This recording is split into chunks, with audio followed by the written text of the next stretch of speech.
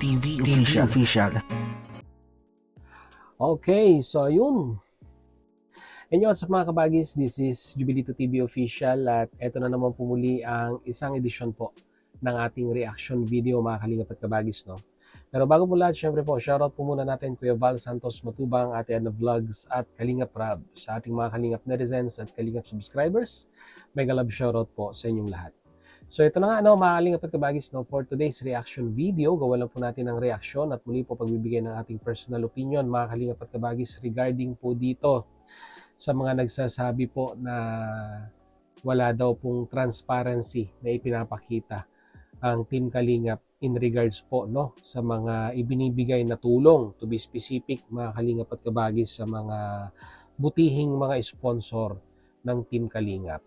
Siguro po, no, mga Kalingap at kabagis, kung hindi ka talaga sponsor or hindi ka naman talaga tumutulong sa community ng Kalingap at nakikinig ka lamang po or nanonood ka lamang po sa mga taong, alam nyo na, may mapamunang mata, lalong-lalo na po yung mga hindi po sumasang-ayon or sabihin na nating antay sa programa po ng Kalingap, ay malamang sa malamang ay mapapaniwala ka po, mga Kalingap at kabagis, no? Pero kung ikaw po ay matagal nang sumusuporta at nag-i-sponsor sa Kalingap, yung salitang transparency po, sa tingin ko po ay aware na aware po ang mga butihing sponsor po natin, mga Kalingap at kabagis, no? Kumbaga parang ang nangyari po kasi nitong mga nakaraang araw ay masyadong na-misinterpret yung pong statement na binitawan ni Kuya Val Santos Matubang na hindi na po kailangan ng transparency, no? Ika nga sa Kalingap, kung hindi ay yung tinatawag po nating tiwala. Which is may karugtong pala yun, mga Kalingap at kabagis, no? Kasi ang transparency, by heart, no, mga Kalingap at kabagis, ay lagi palang na babanggit at nasasabi ng isang Val Santos Matubang. Katulad na lamang po ng pagbibigay niya ng daily updates sa mga nagbibigay po sa landing pad, no? And at the same time, yung mga pagbabanggit niya po ng mga butihing sponsor na tumutulong sa kanyang mga pabahay, sa kanyang daily live streaming, ay masasabi po nating transparency na rin po yun, mga Kalingap at kabagis, no? Malinaw na malinaw pong transparency po yun. Ika nga, may mga bagay-bagay kasi, mga Kalingap at kabagis, na hindi lahat kailangang i-broadcast, no? Lalong-lalo na po dito sa social media, di ba? Baka naman magbanggit ka ng napakalaking halaga diyan, no? Tapos di ba, ang daming mga scammer ngayon. Ang daming mga mapagsamantalang individual, no? Na baka mapag-interesan pa, no? Ika nga yung integridad or yung sinasabi po nating layunin ng Kalingap at gamitin sa kanilang personal na agenda. O di ba?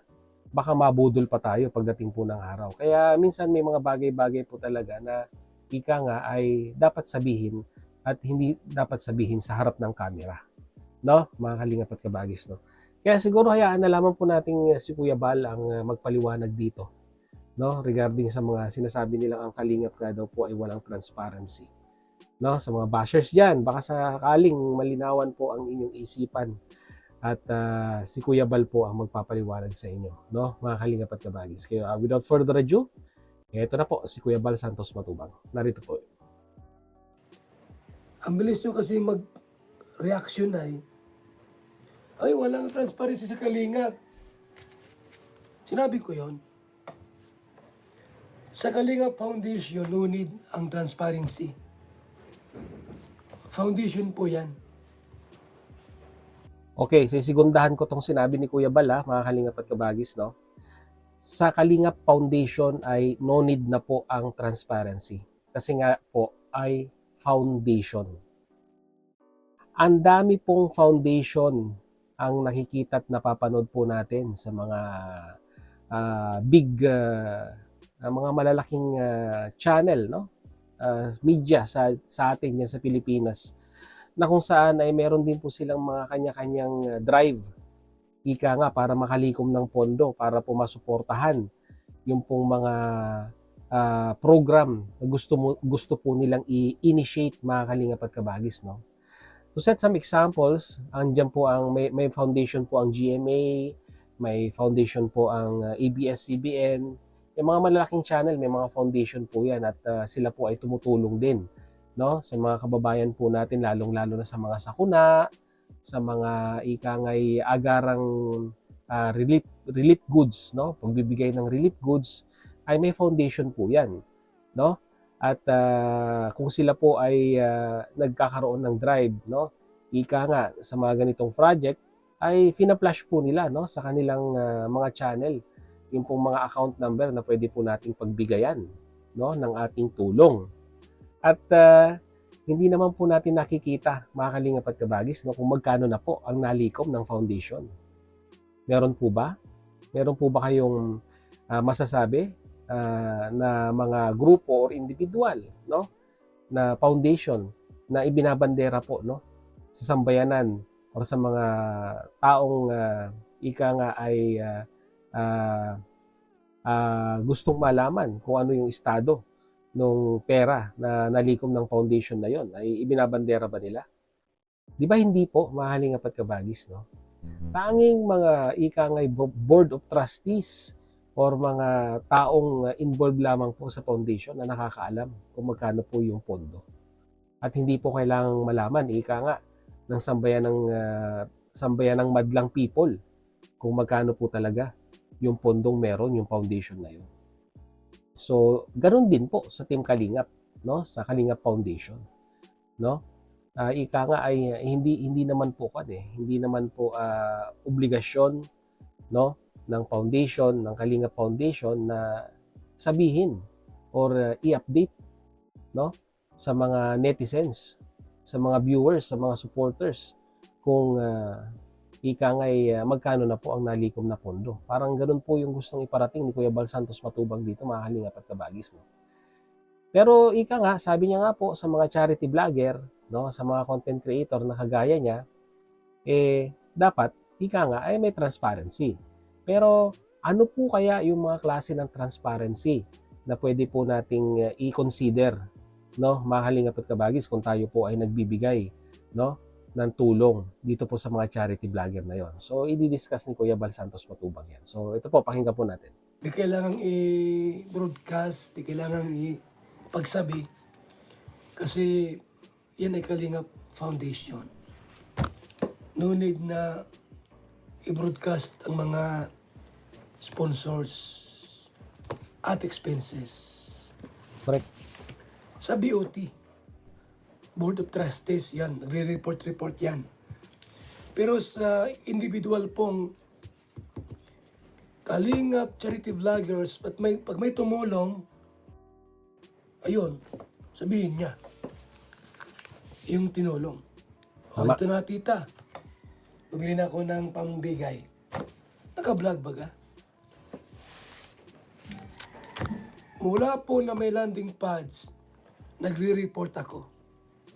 Ito po yung sinasabi ko kanina. Kung magkano ang pumasok at magkano ang lumabas. Abonado pa nga ako Kadalasan. Last December, nag-abono ako ng 55,000.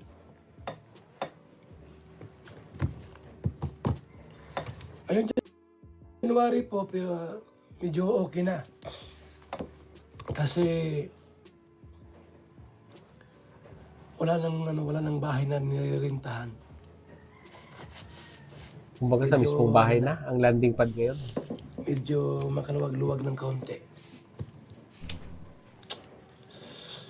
Kasi pag may mga bahay po na inaarkilahan, talagang mabigat. Bahay pa lang po, malaki ng gastusin. Mahal kasi ng renta no? Mga kalingap at kabagis, no? Normal man yun sa mga vlogger po na mag-report. Normal man yun na ang mga vlogger ay mag-report. Kung binigay yung pera pang tulong. Normal man yun. Pero wag yung habulin na mag-report sa'yo. Kasi binigay mo na. Pero lahat po ng mga vloggers po na binigyan nyo po na pang-ayuda, nagbablog ba gayon? Tapos, binablog po niya. Yung vlog ay sapat ng resibo. Yung vlog po ay sapat ng resibo. Good morning kay PCM. Agnes Miranda. Oops, may ads. Dali lang po. Morning po. RGC Ian Muntisa. Good morning. Andrea Imperador at Emperador. Sheripa. And Ara Zambele. Meron pa ba? Kay Ate Chay. Kay Love Hearts. Rowena Riquillo. Diba, araw-araw nagre-report ako sa landing pads. Kung sino-sino po yung mga nagpiplate sa landing pads. Binabanggit ko yung pangalan. Yung amount, hindi na. Nasa group chat yun. Nasa group chat naman yung mga ano. Kung wala kayo sa group chat, ay magpa-add kayo. Para malaman nyo po kung sino-sino po yung mga nandoon at kung magkano pong binibigay. Okay. So yun no, mga Kalingap at Kabagi, sana malinaw sa mga taong nagtatanong regarding sa transparency, no? Yan. Transparency. So malinaw naman pong sinabi ni Kuya Bal Santos Matubang, no. Doon po sa foundation, 'di ba? Hindi obligasyon ni Kuya Bal na ikangay i-broadcast kung magkano na or ano man yung pondong meron, yung foundation na yun. Sa Board of Trustees, yung BOT na tinatawag ni Kuya Bal, ay doon po sila pwedeng mag-report at sabihin kung magkano na or ano man yung pondo na meron yung foundation na yun. At patungkol naman doon sa landing pad, ayan, araw-araw may update si Kuya Bal dyan kung sino yung mga nagbibigay. Pero yung amount din po, syempre, mga Kalingap at Kabagis, no? Pan po yan. Kung gusto po ninyong malaman, no? Kung gusto po ninyong malaman yung amount na ibinibigay ng mga sponsor, magpa-add kayo. Sabi nga po ni Kuya Bal, sa GC, no? Ng mga sponsor. At syempre, pag sinabi nating GC ng sponsor, mag-sponsor po kayo. Ganun lang po kasimple yan. Kung ang hanap po ninyo ay transparency, at doon po ninyo makikita yung transparency po na hinahanap ninyo. At doon naman po, mga Kalingap at Kabagis, sa sinasabi ni Kuya Bal ng mga charity vlogger na pinapaabutan ng tulong. Kasi for example, si Juan na sponsor ay nagbigay ng 1,000 piso na financial na sponsorship kay Pedro na isang charity vlogger. O ngayon, sabi ni Juan, Pedro, ito yung 1,000. 'Di ba? Tulong ko sa beneficiaries mo. 'Di ba? So, ang gagawin ngayon ni Pedro, iba-vlog niya ngayon yung beneficiaries. At siguro, in between or sa middle ng kanyang video, sasabihin ni Pedro, Juan, na sponsor, ito na yung 1,000 pisong ibinigay mo para dito sa beneficiaries natin. So, yun po yun. Yung vlog na yun is enough, no? Para masabi po nating may transparency. 'Di ba? Huwag na yung masyadong detalye na itong 1,000 ay ginamit sa pambili ng ganito, yung itong 1,000 nabawasan ng ganito kasi ganyan.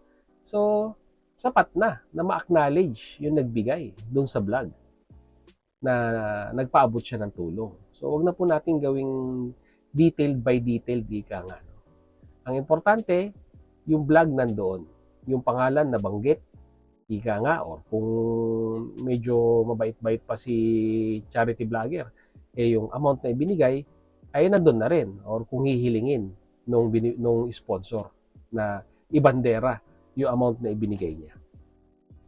So yun, no, mga Kalingap at Kabagis, sana malinaw po sa lahat ang usapang transparency na yan at sana wag na nating maitakil pa ito at enough na siguro ito na ikangay information sa mga naghahanap ng transparency dito po sa community ng Kalingap, no?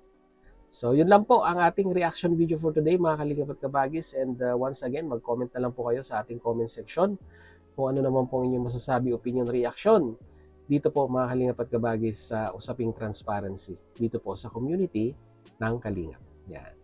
So, sa mga hindi po nakasubscribe sa ating YouTube channel, subscribe nyo na po, Jubilito TV Official. At kung nagustuhan nyo po ang ating reaction video for today, mga Kalingap at Kabagis, paki-like and share na rin po. No? So, hanggang dito na lang. Once again, this is Jubilito TV Official, proud member po ng Team COOS at ng Team BIOS. As I always say, mga Kalingap at Kabagis, peace, God first. God bless po. Bye!